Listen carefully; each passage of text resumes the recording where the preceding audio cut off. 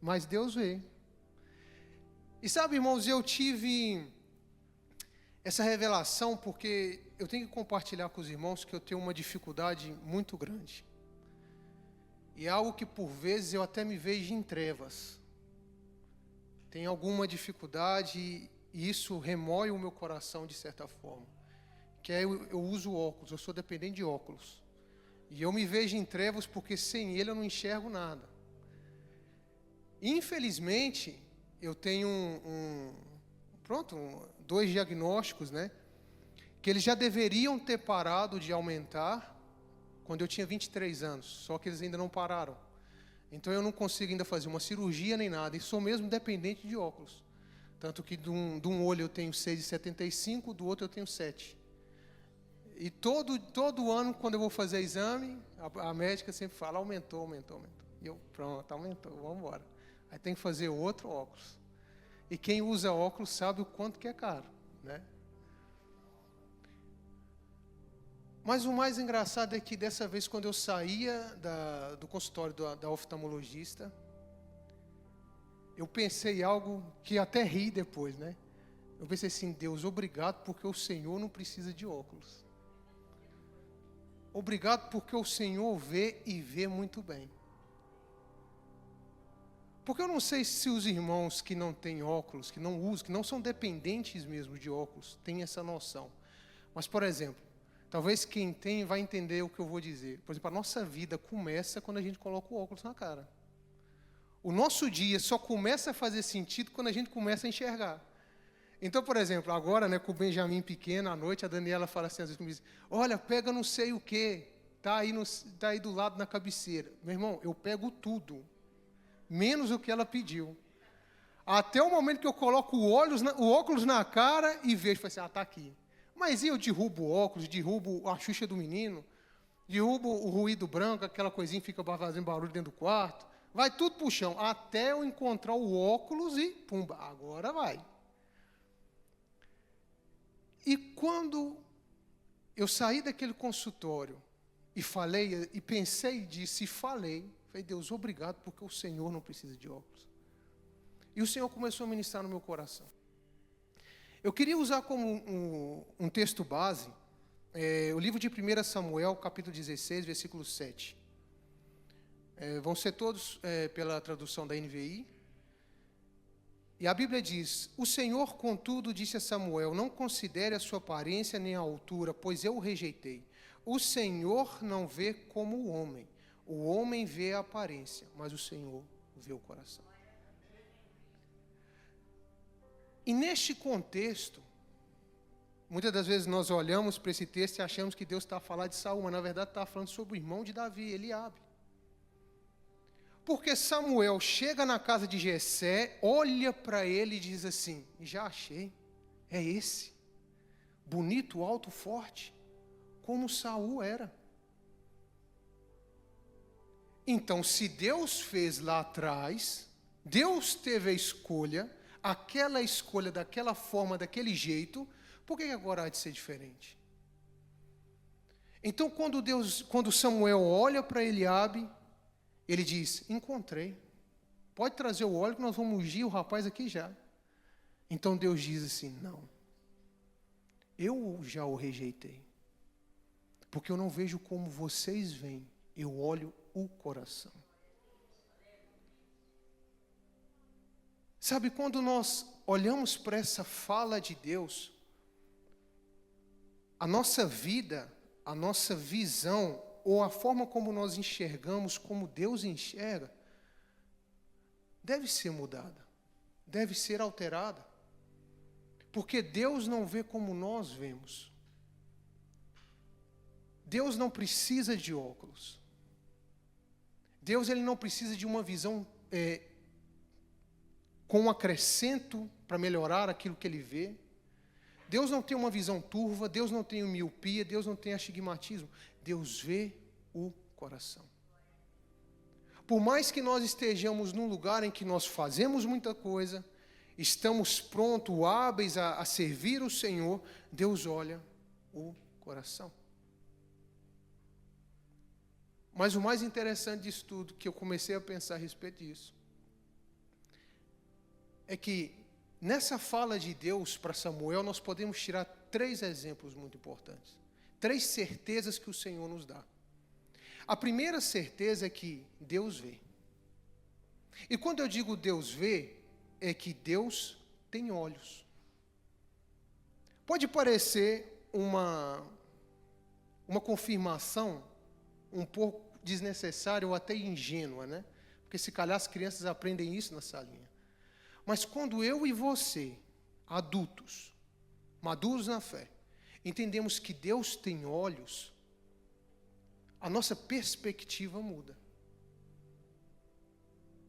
Porque se a Bíblia diz, em Gênesis capítulo 1, dos versículos 26 e 27, que Deus nos fez a sua imagem e semelhança, Ele tem olhos. E a tradução para olho, tanto no hebraico quanto no grego, é olho. Seja nas visões que os profetas tiveram, seja da forma como Deus se revelou a Moisés, se revelou a Abraão, olho é olho. Algumas pessoas têm uma imagem de Deus como se fosse uma força, uma luz branca, né? Principalmente os espíritas têm essa visão de que Deus é uma luz branca. Mas não, a Bíblia vai dizer que quando Deus foi almoçar com Abraão, apareceram 3 homens para almoçar com ele. E o chamaram de amigo. Então, uma certeza que nós temos que ver, Deus vê e Ele tem olho. Só que esses olhos, apesar de o termos na sua semelhança, esses olhos são olhos que percorrem toda a terra.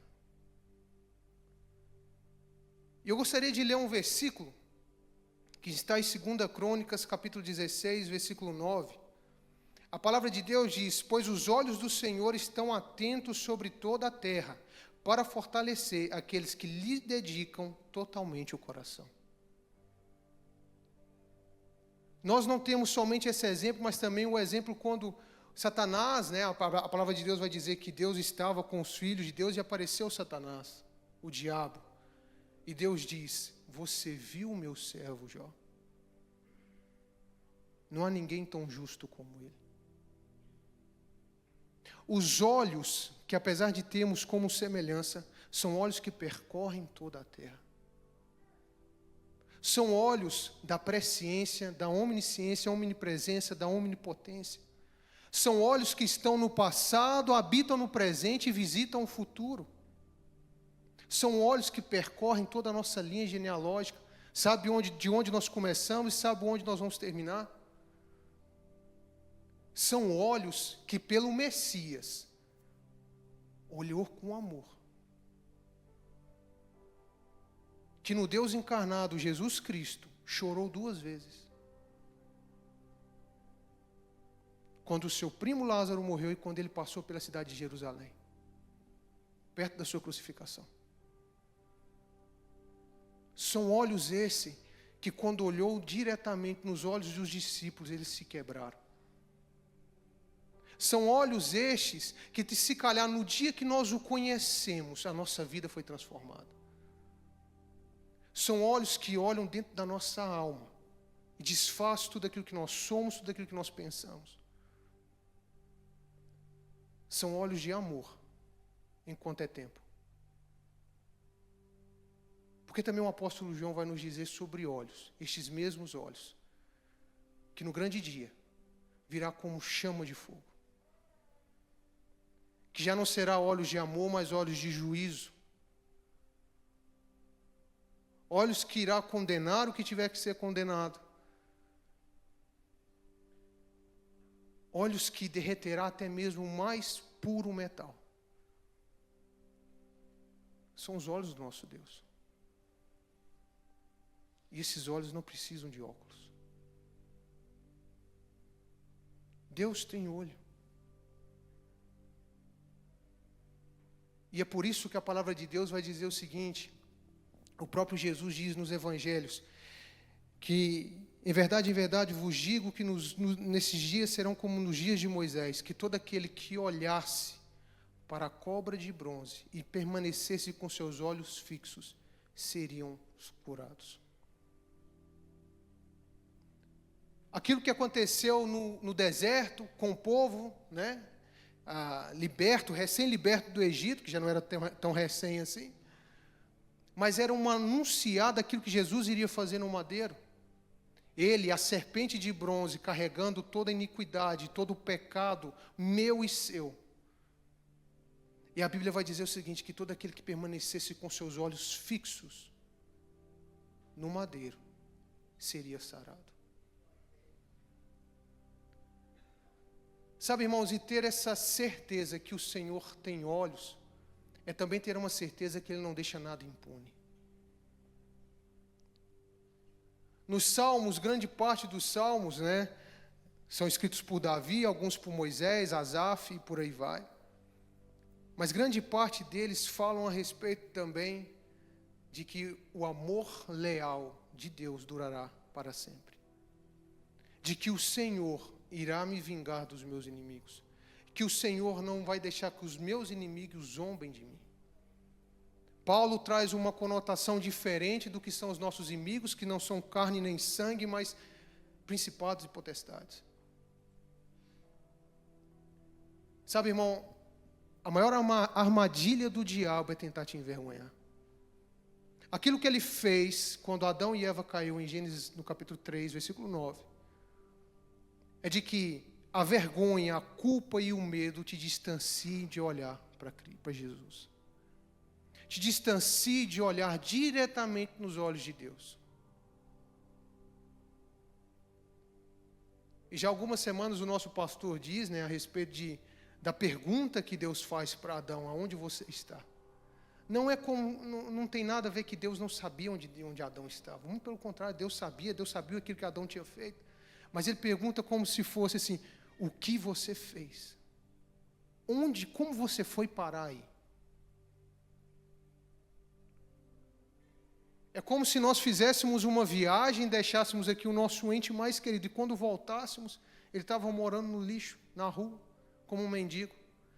Você chega, olha, fica espantado e deve fazer essa pergunta, como você foi parar aí?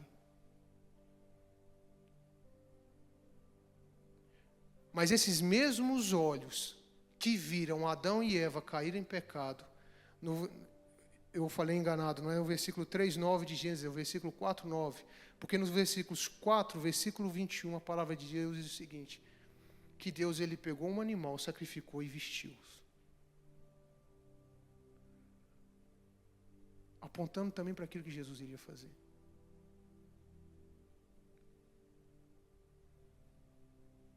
E conhecer Jesus ao longo das Escrituras mostra e muda a nossa perspectiva de como nós lemos a Bíblia.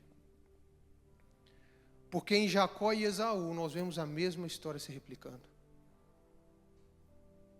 Porque o filho chega ao pai na pele do irmão. Jacó, quando se veste de Esaú, foi para chegar ao pai para receber a bênção.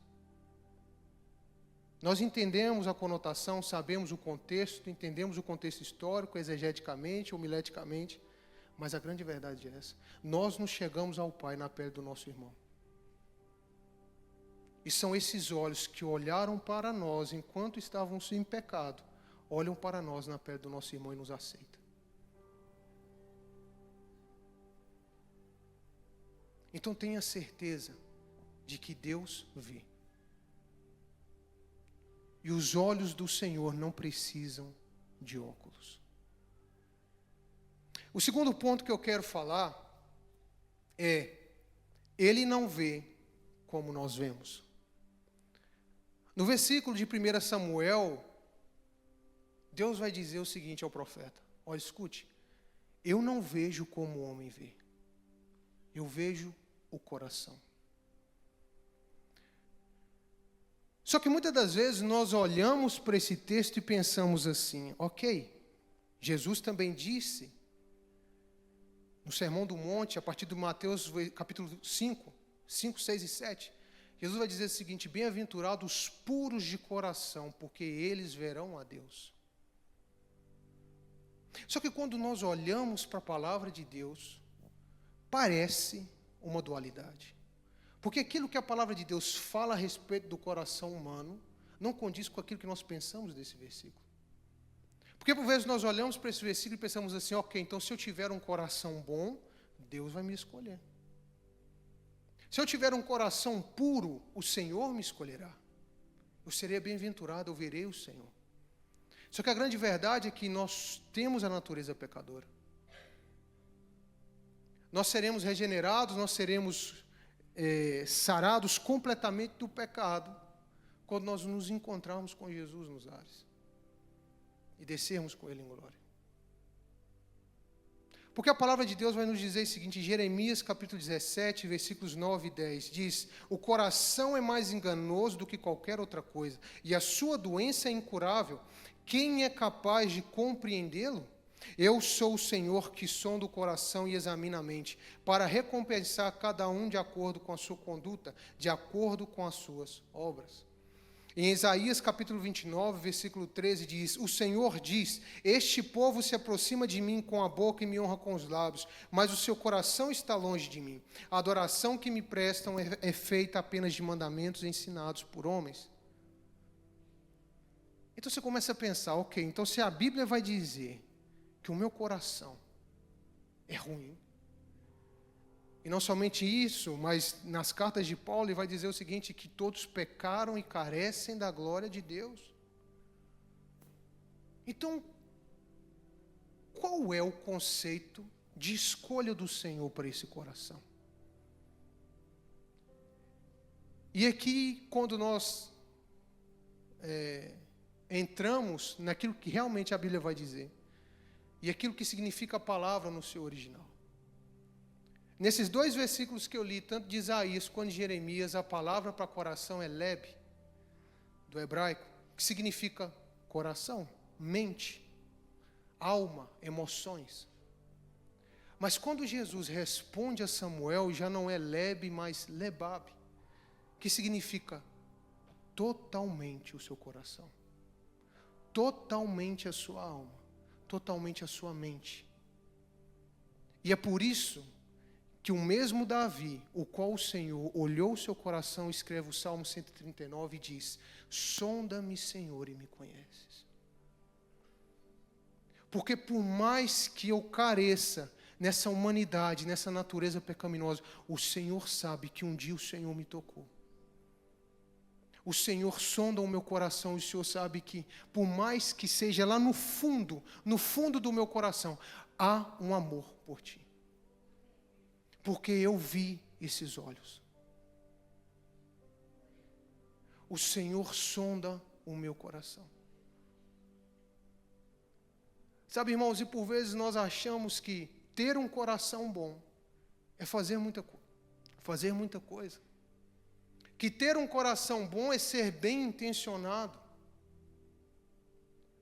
Mas nós vamos ver pela palavra de Deus, e nós olhamos homens como Abraão, que disse que Sara não era sua esposa por 2 vezes. Uma das vezes ficou com o faraó. Nós vemos Isaac mentiu, Jacó mentiu, Davi mentiu. Mas a grande verdade é que esses homens, a palavra de Deus vai dizer, foram olhados por esses olhos. E a Bíblia vai dizer que Deus os chamou de justos. Porque não era pela condição do seu coração, mas por aquilo que Deus vê, o que o homem não vê.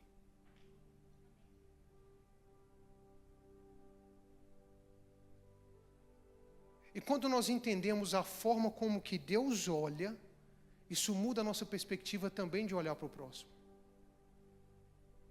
É por isso que quando vão indagar Jesus e diz o seguinte: olha, então me diz, Rabi, qual é o maior dos mandamentos? E Jesus responde: amar a Deus sobre todas as coisas, e igualmente a este, amar o teu próximo como a ti mesmo. A gente também distorce um pouquinho e pensa assim, então eu tenho que ter amor próprio. Eu amo a mim primeiro, e só depois eu sou capaz de amar o outro. Mas não é isso que a Bíblia diz. O que a Bíblia diz é o seguinte: anule a si mesmo. Se alguém te pedir para andar 1 milha, ande 2. Se alguém te pedir uma túnica, dê a ele também a capa. Porque é isso que você gostaria que fizessem por você. Sabe, irmãos, e quando nós vamos tendo esse discernimento da forma como que Deus nos vê, olha o nosso interior, o nosso coração. Isso muda a forma como nós nos relacionamos com o outro, nos relacionamos com Deus. Porque já não é preciso uma retórica, já não é preciso, é como se fosse um ritual para poder acessar a presença. Já não é preciso nada disso. É necessário que eu tenha um coração limpo e puro e diga assim: Senhor, eu sou falho. E o Senhor sabe naquilo que eu falhei. Senhor, eu só estou aqui hoje na tua presença para te pedir perdão.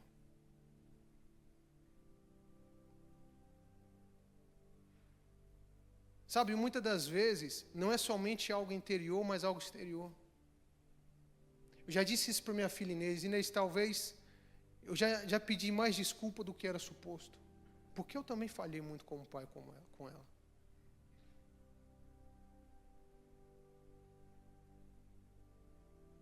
E muitas das vezes nós não queremos fazer isso com o nosso próximo.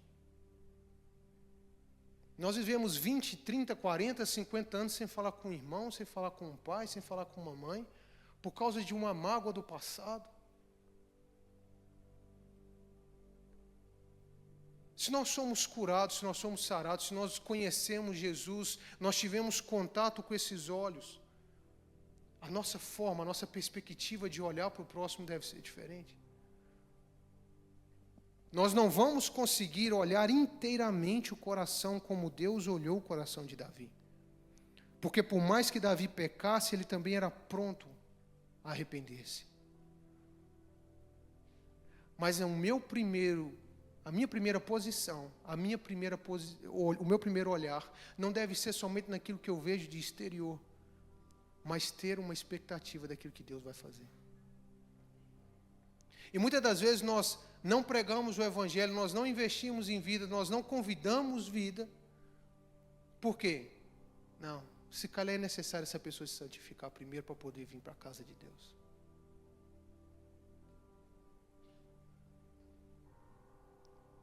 E aí é que entra o nosso erro. É aí que por vezes nós tomamos o lugar do irmão mais velho na casa do Pai. Nós olhamos o irmão voltar e pensamos assim: esse desgraçado voltou. Estava lá no mundo, gastou tudo o que tinha, e agora volta para cá e tem tudo de novo.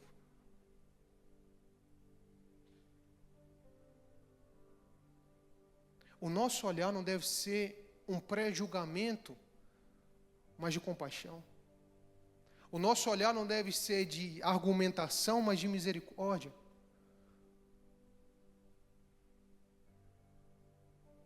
A nossa pergunta não deve ser por que você fez isso, mas para que você fez isso? Você tinha tudo.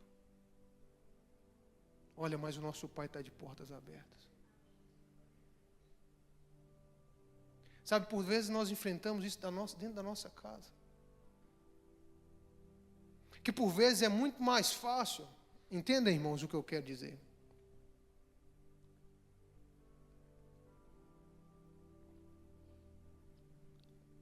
E eu tenho um grande temor com isso. Houve uma altura na minha vida, quando eu e a Daniela, eu já contei essa história algumas vezes, mas pronto, nunca é demais relembrar, né? Nós tínhamos um grupo de vida em uma das nossas casas, e eu lembro que nessa altura eu estava estudando teologia, né, o nosso CBT, do nosso curso básico de teologia que temos aqui. E eu não somente estudava, como eu passava o dia inteiro a estudar outras coisas, a ler livros e etc.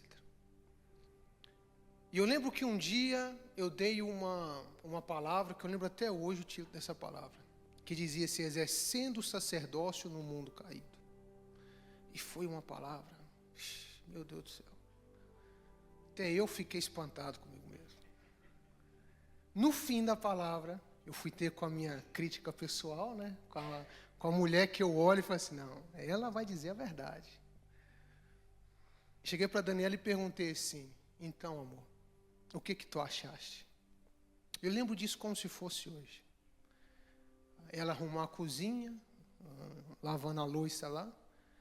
Ela de cabeça baixa. Ela só me responde assim: foi bênção. Mas você tem que falar o que você vive. Sabe, irmãos, e aquilo me quebrou por inteiro. E desde então eu tenho um grande temor sobre tudo que eu vou falar daqui de cima. Porque não é só para ser bonito para fora. Não é só para vocês terem conhecimento ou achar que eu sei alguma coisa, eu não sei nada. Porque muito pelo contrário, eu estou aqui em cima e sou mais pecador do que todos vocês. Isso não é querer parecer humilde. Eu sei disso. Eu sei quem eu sou. Eu sei as lutas interiores que eu tenho comigo mesmo. E se hoje eu estou aqui é por misericórdia e graça de Deus.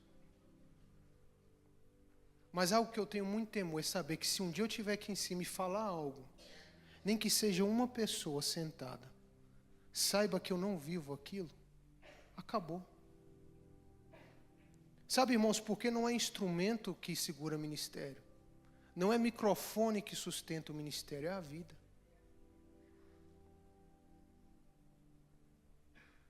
E saber disso muda a forma como eu olho, muda a forma como eu faço, muda a forma como eu vivo, porque Deus não olha o que eu faço, Ele olha o meu coração. Ele me sonda, Ele me escaneia, é como o raio-x do Superman. Ele vai no meu interior. E ali Ele vai me destroçando, Ele vai trabalhando. E tudo aquilo que ao longo da caminhada, Ele olha e diz, é necessário você jogar isso fora. Eu não sei se alguns aqui já leram o livro O Peregrino, de John Bunyan. Pronto. É uma literatura muito antiga. E é muito engraçada porque ele fez com que a história de Deus nos alcançar e nos levar ao pé da cruz, desculpe eu estar dando spoiler do livro, mas é uma literatura muito engraçada. E o homem, ele passa o caminho inteiro com uma mala nas costas, carregando muita coisa. E a Bíblia vai dizer, a Bíblia não, o livro diz que quando ele chega no Calvário, ele encontra a cruz, toda aquela mala é solta dele. E eu e você somos assim. Ao longo da nossa vida, a gente vai carregando muita coisa. Ao longo da nossa caminhada, nós vamos levando muita coisa. Mas o Senhor, Ele sonda o nosso coração. Não somente sonda, mas Ele diz, olha, me dá, vocês que estão cansados, coloquem sobre mim as suas cargas e levem o meu jugo, pois ele é leve e suave.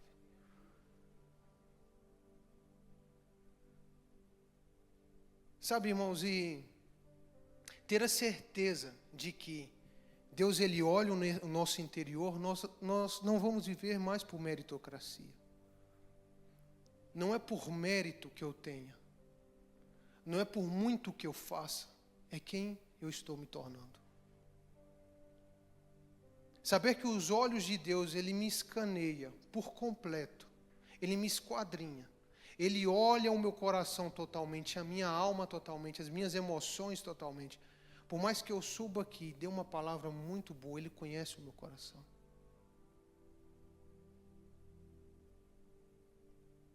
Ele sabe aquilo que está dentro de mim. E quando eu tenho esse entendimento, não tem como eu viver por meritocracia, mas pela graça que me sustenta. E viver pela graça que sustenta é saber que os olhos do Senhor me acompanham para onde eu for. Viver pela graça que me sustenta é saber que o Senhor, o meu Deus, esquadrinha o meu coração. E saber que se eu me chegar a Ele, Ele vai se chegar a mim. Então, irmãos, que nós tenhamos essa certeza. E o terceiro e último ponto. Ele nos vê. E até então eu falei sobre os olhos do Senhor, falei sobre como Deus vê. Sabe, mas uma das maiores certezas que nós temos é que Ele olha para nós.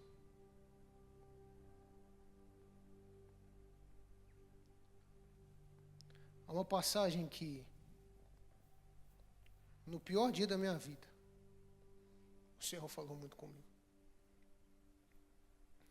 Está em João capítulo 1, dos versículos 43 ao 51.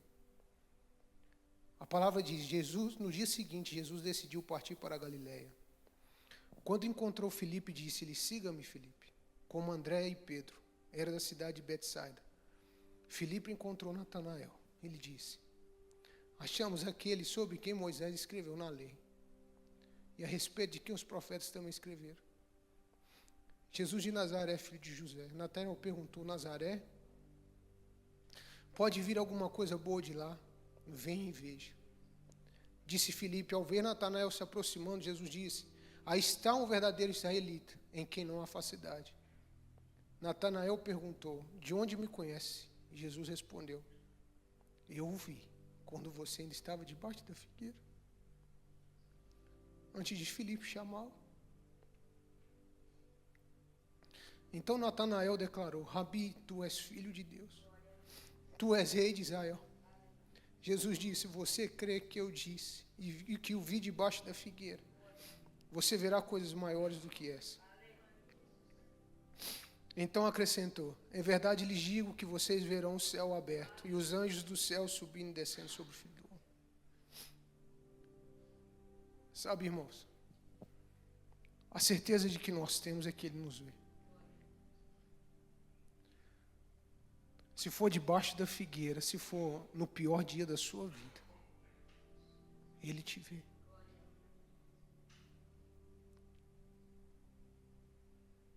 No dia que eu li essa passagem, e foi até engraçado que eu vi um episódio, do The Chosen, que retratava esse encontro com Natanael. No momento que eu vi aquele episódio, eu olhava para aquele ator, é como se eu visse os olhos do Senhor olhando para mim. Eu e minha esposa passando por um problema muito difícil, a nossa filha, minha esposa ainda estava grávida, com muitos problemas. Uma malformação. Os médicos diziam que ela ia morrer a qualquer hora, e a gente vivia num paradigma de: será que é hoje, será que é amanhã, quando é que vai acontecer? E quando eu vi essa passagem,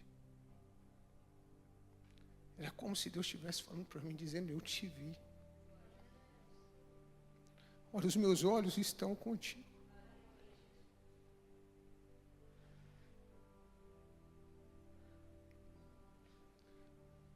Sabe, irmãos, e saber que esses olhos que percorrem toda a terra, que sabe de tudo, a todo tempo, sobre todos, Ele parou para me ver.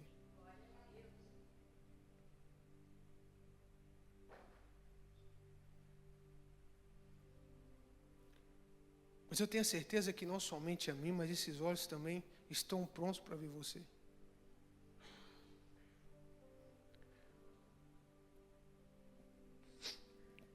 Gostaria de ler outro texto que está em Mateus 20, dos versículos do 1 ao 16, que retrata muito isso que eu estou a dizer. A palavra de Deus diz: pois o reino dos céus é como um proprietário que saiu de manhã cedo para contratar trabalhadores para sua vinha. Ele combinou pagar-lhes 1 denário pelo dia e mandou-os para a sua vinha, por volta das 9 horas da manhã. Ele saiu, viu outros que estavam desocupados na praça e lhes disse: vão também trabalhar na vinha, e eu pagarei a vocês o que for justo. E eles foram. Saindo outra vez ao meio-dia, das 3 da tarde, fez a mesma coisa. Saindo por volta das 5 horas da tarde, encontrou ainda outros que estavam desocupados e lhes perguntou: por que vocês estiveram aqui desocupados o dia todo? Porque ninguém nos contratou, responderam. Ele lhes disse: vão vocês também trabalhar na vinha. Ao cair da tarde, o dono da vinha disse ao seu administrador: chame os trabalhadores e pague-lhes o salário, começando com os últimos contratados e terminando com os primeiros. Vieram os trabalhadores contratados por volta das 5 horas da tarde, e cada um recebeu 1 denário.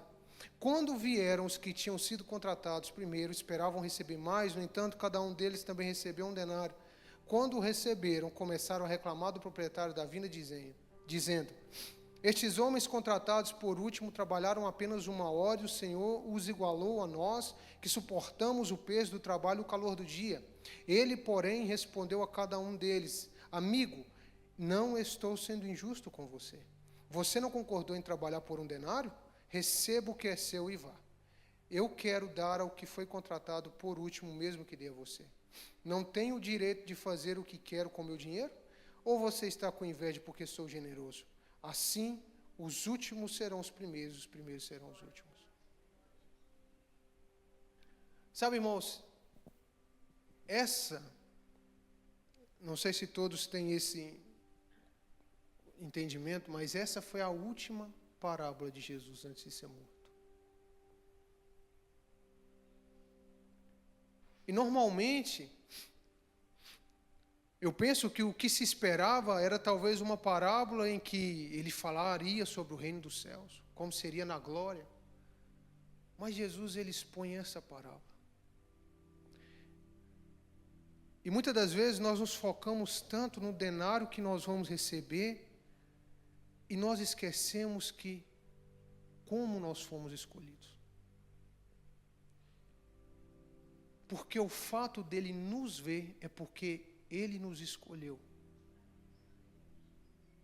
O fato de Jesus parar para te ver é porque ele te escolheu. E eu não sei se eu tenho competência suficiente para expressar como eu posso, digamos assim, criar uma imagem na sua mente a respeito dessa parábola. Mas imagina naqueles filmes americanos, né? Que passa lá o senhor da carpintaria, etc. E normalmente fica ali um bairro com muitos mexicanos, aquela coisa toda. E o senhor passa, manda 3, 4, sobe na caminhonete e vai embora. E depois fica ali aquela malta toda. Quando nós olhamos para aquele filme, a gente não tem entendimento, mas se calhar alguns que imigraram para cá vão entender o que eu vou dizer. Aquelas pessoas são a ralé da sociedade ali. Aquelas pessoas nos Estados Unidos são pessoas imigrantes, muitas delas não têm documento, não têm nada. O único meio de subsistência que ela tem é trabalhar naquele dia, ou é pelo menos encontrar um patrão que vai dar a ela uma semana de trabalho para conseguir um salário de uma semana. São pessoas que muitas das vezes não têm cultura, não sabem falar um inglês, relatando do filme. A esperança daquela pessoa é ser escolhido. E aqui a palavra vai dizer que esse Senhor da vinha, ele não somente chama os de manhã, mas também chama os da última hora. Sabe, irmãos, esses olhos que percorrem toda a terra, esses olhos que olham totalmente o nosso coração, ele nos vê. E essa é a certeza do Deus que nós temos. Muitas das vezes nós olhamos como foco no denário que vamos receber, sendo os trabalhadores escolhidos, seja das 9, seja das 10, do meio-dia, ou das 5 da tarde. Mas nós esquecemos que, da onde nós estávamos e onde Deus nos viu. Do quão miserável eu e você éramos sem Ele, e Ele nos escolheu. Do quão eu e você precisávamos dele, ele parou. Sabe, irmão, deixa eu te dizer uma coisa, o denário aqui é só uma recompensa. Não é o esforço daquilo que nós vamos fazer. É uma recompensa porque ele nos escolheu. É uma recompensa porque ele escolheu a mim e você.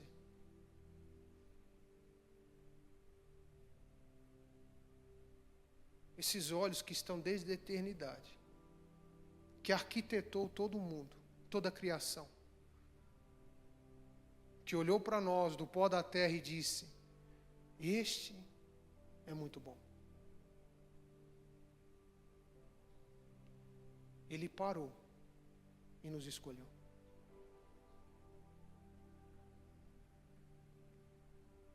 Ele parou e olhou para mim e para você e nos escolheu.